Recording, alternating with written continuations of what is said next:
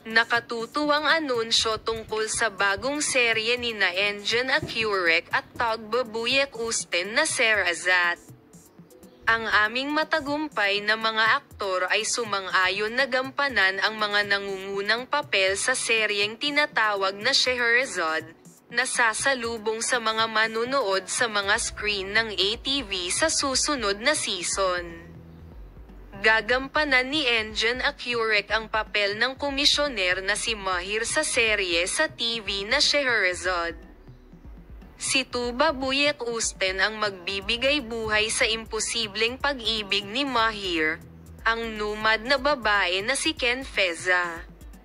Habang ang pinakaabangang serye ay nagpapanatili ng misteryo nito sa malaking lawak, ang aktres na si Emil Desert, na kamakailang sumali sa cast, ay nagbigay ng mga tip tungkol sa serye sa unang pagkakataon.